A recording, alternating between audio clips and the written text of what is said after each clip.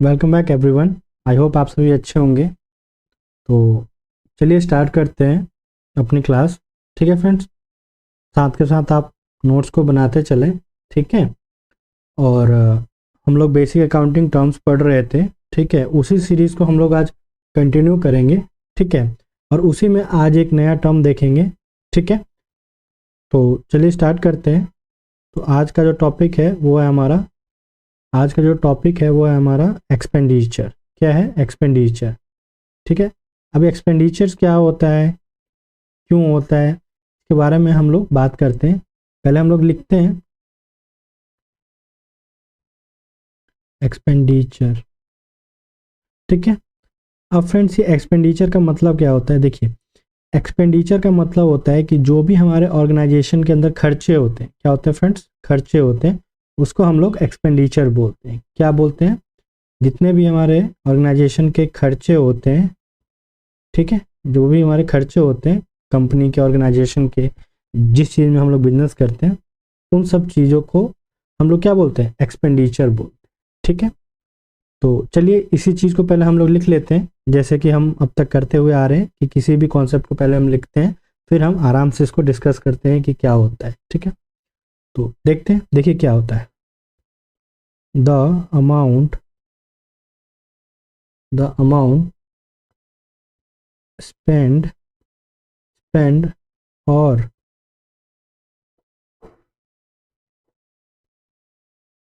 liabilities incurred incurred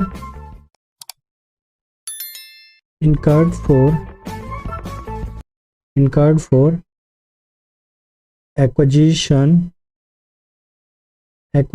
acquiring लिख लीजिए, acquiring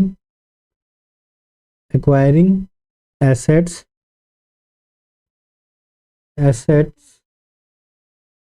goods and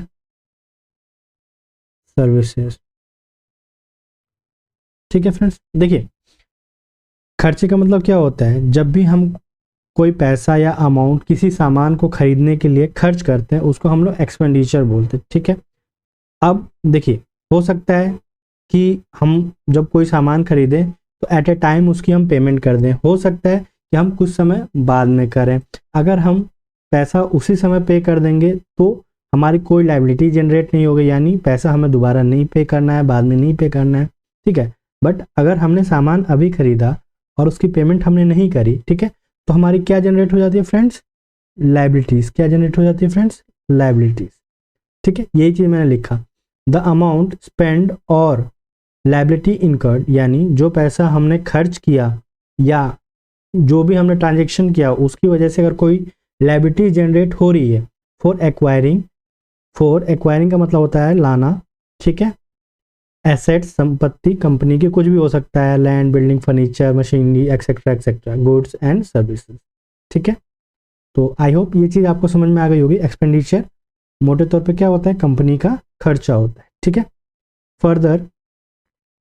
further इसको हम लोग तीन कैटेगरी में डिवाइड करते हैं। ठीक है फ्रेंड, इसको हम लोग तीन कैटेगरी में डिवाइड कर सकते हैं। ठीक है, इसको हम लोग लिख लेते हैं पहले। देखिए, एक्सपेंडिचर। ठीक है, देखिए एक्सपेंडिचर को हम फर्दर तीन पार्ट में डिवाइड कर सकते हैं। ठीक है, number one is capital expenditure. ठीक है, थोड़ी राइटिंग मिस्टेक हो रही है बट नो प्रॉब्लम, मैं इसको ठीक कर देता हूँ। Capital expenditure. ठीक है, मैं बोल रहा हूँ, आप साथ के साथ लिख लेना, अगर थोड़ी बहुत जो आपको ना दिखे तो इसको मैनेज कर लेना। ठीक है, second one is revenue expenditure. ठीक है, revenue expenditure. Third one is deferred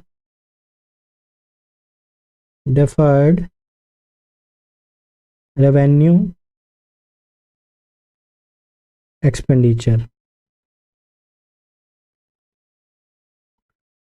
ठीक है, एक एक करके इसके बारे में हम लोग बात करते हैं कि क्या होता है, डोंट टू वरी। ठीक है, तो चलिए, मैंने आपको बताया कि आज की क्लास में हम लोग एक्सपेंडिचर की बात कर रहे थे, और एक्सपेंडिचर का मतलब होता है जो भी ऑर्गेनाइजेशन के अंदर खर्चे होते हैं उसको हम लोग क्या बोलते हैं, एक्सपेंडिचर्स में हम कंसीडर करते हैं। ठीक है, फर्दर मैंने एक्सपेंडिचर को 3 कैटेगरी में हमने डिवाइड किया। 3 कैटेगरी में हमने डिवाइड किया। नंबर 1 इज कैपिटल एक्सपेंडिचर, दूसरा था रेवेन्यू एक्सपेंडिचर, तीसरा था डेफर्ड रेवेन्यू एक्सपेंडिचर। ठीक है, एक एक करके हम इसके बारे में बात करते हैं क्या होता है। ठीक है, आज की क्लास थोड़ी सी लंबी जाएगी, don't to worry for that, क्योंकि देखिए मेरा ये कहना है कि आप सिर्फ पढ़िए मत, आप उसको समझिए और ऐसे पढ़िए कि आप कल के दिन से किसी को ये सारी चीज़ें समझा सकें। ठीक है फ्रेंड, आई होप मेरी बातों से आप एग्री होंगे। ठीक है, तो देखिए, तो एक एक करके हम लोग स्टार्ट करते हैं। अपना जो था फर्स्ट पॉइंट क्या है, अपना first point is capital expenditure. ठीक है, क्या है, first one is capital expenditure. आप मेरे साथ चीज़ों को लिख लें, फिर हम लोग बात करते हैं इसके बारे में। ठीक है, देखिए कैपिटल एक्सपेंडिचर के बारे में हम लोग लिख लेते हैं, द अमाउंट स्पेंड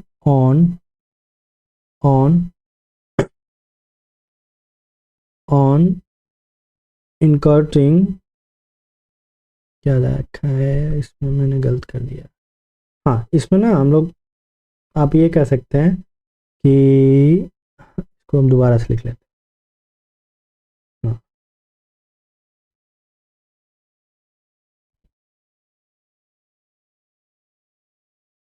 इसमें the amount spend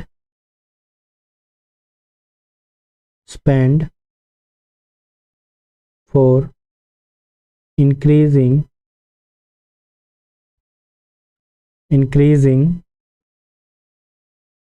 or expanding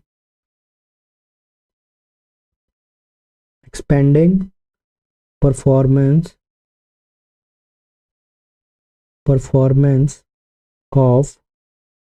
of business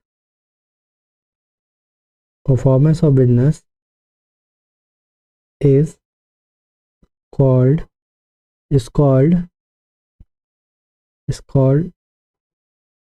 capital expenditure. देखिए, कैपिटल एक्सपेंडिचर हम किसको कहते हैं, कैपिटल एक्सपेंडिचर वो एक्सपेंडिचर होता है जो खर्चा करने से जो कंपनी की जो मैन्युफैक्चरिंग परफॉर्मेंस होती है वो इन्हेंस हो जाती है, बढ़ जाती है। आई होप ये चीज़ आपको समझ में आ रही होगी। ठीक है, एक बार इसको मैं और बताऊं, कैपिटल एक्सपेंडिचर वो एक्सपेंडिचर होता है जिससे कि कंपनी का जो आउटपुट होता है, आउटपुट यानी कि कंपनी लेट सपोज अगर कंप्यूटर बनाने में लेट सपोज एक दिन में 5 कंप्यूटर बनाती है। ठीक है, और उसने क्या किया कंप्यूटर बनाने की टेक्नोलॉजी को इम्प्रूव कर दिया, यानी वो जो पुरानी मशीनरी का यूज़ कर रहा था जिससे कि एक दिन में लेट सपोज वो पुरानी मशीन का यूज़ कर रहा था जिससे कि हर एक दिन में लेट सपोज 50 पीसेस बनते थे किस चीज़ के, कंप्यूटर के। बट कंपनी ने क्या किया कि एक नया मशीन ले आया। ठीक है, एक नया मशीन आया, अब पर डे 70 पीसेस बन रहे हैं। ठीक है, तो जनरली क्या होता है कि कैपिटल एक्सपेंडिचर का जो अमाउंट होता है वो बहुत बल्क होता है, बल्क इन द सेंस कि मोटा अमाउंट होता है। ठीक है, और ये बार बार नहीं होता है, जनरली ईयर में 1 या 2 बार होता है। ठीक है, तो कैपिटल एक्सपेंडिचर वो होता है जिससे को करने से कंपनी की जो प्रोडक्टिव एफिशिएंसी है वो बढ़ जाती है, यानी जहां कंपनी का प्रोडक्शन 10 यूनिट हो रहा था वो खर्चे करने से 50 यूनिट हो जाता है।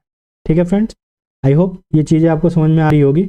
ठीक है, अब इसमें अगर मैं एक एग्जांपल लूँ तो हम लोग कंसीडर कर सकते हैं हाँ, सेम चीज़ को आप लिख सकते हैं, देखिए, ठीक है। Changing old machine, old machinery with new machinery, new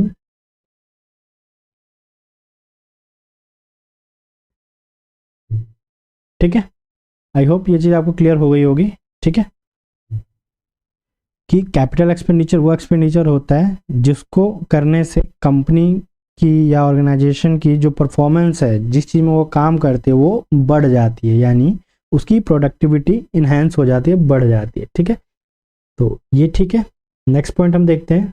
दूसरा पॉइंट हमारा था, दूसरा पॉइंट था हमारा, दूसरा था हमारा रेवेन्यू एक्सपेंडिचर, ठीक है। अब ये रेवेन्यू एक्सपेंडिचर क्या होता है, देखिए, पहले हम लिख लेते हैं, उसके बाद हम बात करते हैं क्या होता है। The amount, the amount, the amount which spend to operate the business on daily basis, on daily basis, ठीक है। यानी वह खर्चे जो कि बिजनेस को डे बाय डे चलाने के लिए हम करते हैं, उसको हम रेवेन्यू एक्सपेंडिचर कहते हैं, ठीक है।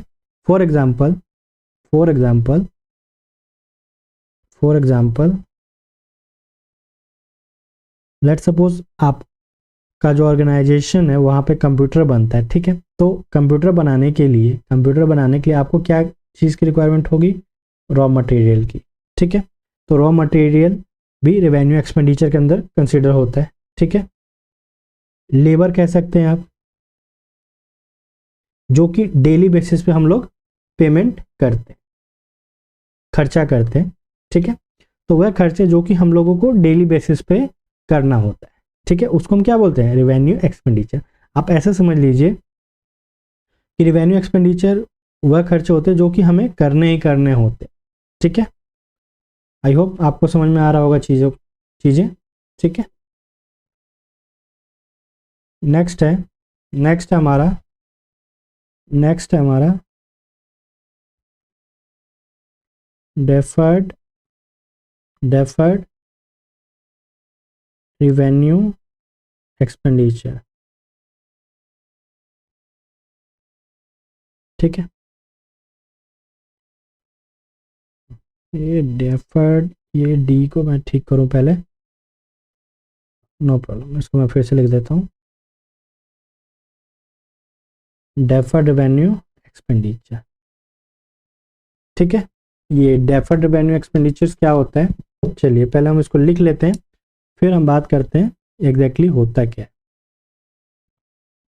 ठीक है। तो पहले हम लिख लेते हैं इस चीज़ को, the amount, the amount, amount, the amount which incurred,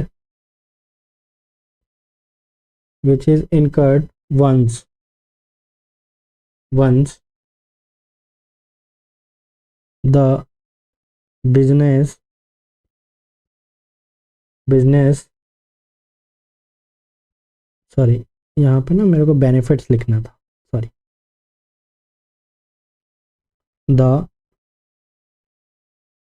benefits, benefits of such expenditure,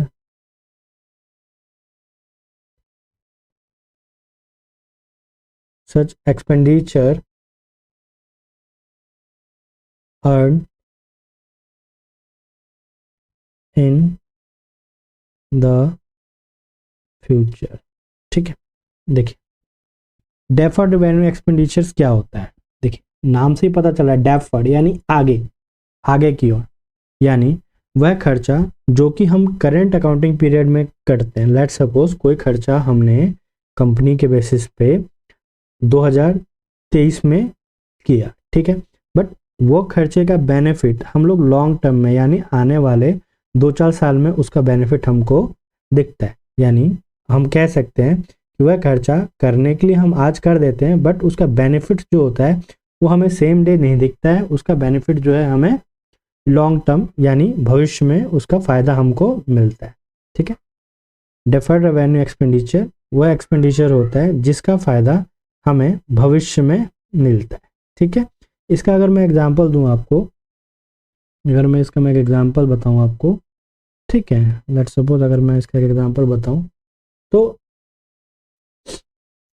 एक मैं कह सकता हूं कि ह्यूज या कह लो या बल्क कह लो, bulk amount spend on advertisement. ठीक है, कहने का मतलब ये है कि मैंने एक बहुत बड़ा अमाउंट यानी लेट सपोज देखिए, लेट सपोज आपने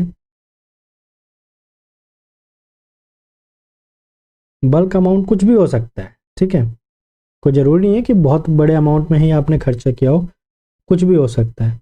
आपने एक अमाउंट जो था आपने खर्च कर दिया किस चीज़ के ऊपर, एडवर्टाइजमेंट के ऊपर। ठीक है, तो अगर आप कोई चीज़ पे, अगर एडवर्टाइजमेंट पे अगर आप कोई खर्चा करेंगे, ठीक है, तो ये ज़रूरी नहीं है कि आज आपने प्रचार किया और आज से ही आपका बिजनेस ग्रो होने लगेगा, नहीं। आज आपने खर्च किया, आने वाले समय में धीरे धीरे उस प्रचार का आपको बेनिफिट मिलेगा, सेम डे में नहीं मिलेगा, बट हाँ 1-2 साल बाद में उसका बेनिफिट आपको मिलेगा। ठीक है, तो इस चीज़ को मैं अगर मैं कंक्लूड करूं डेफर्ड रेवेन्यू एक्सपेंडिचर को, तो वह एक्सपेंडिचर होता है जो कि हम एक बार करते हैं बट उसका जो बेनिफिट होता है वो लॉन्ग टर्म में मिलता है। ठीक है, आई होप आपको ये सारी चीज़ें समझ में आ रही होंगी। ठीक है फ्रेंड, तो मैं उम्मीद करता हूँ कि आप लोग बहुत अच्छी तरीके से पढ़ाई कर रहे होंगे और जो मैं नोट्स आपको लिखवा रहा हूँ साथ के साथ आप इसको लिखते चलें, जिससे कि क्या होगा कि आने वाले समय में जब भी आपको रिवाइज करना होगा तो आप चीज़ों को बहुत जल्दी से रिकॉल कर पाएंगे और चीज़ों को अंडरस्टैंड कर पाएंगे। ठीक है, आपसे एक रिक्वेस्ट है कि वीडियोस को ज़्यादा से ज़्यादा लाइक करें, शेयर करें, सब्सक्राइब करें। ठीक है, और ऐसे पढ़ें ताकि आप किसी को पढ़ा सकें। इसी के साथ आज की क्लास जो है वो ओवर होती है। ठीक है, तो मिलते हैं नेक्स्ट क्लास में। Tata, bye bye, take care.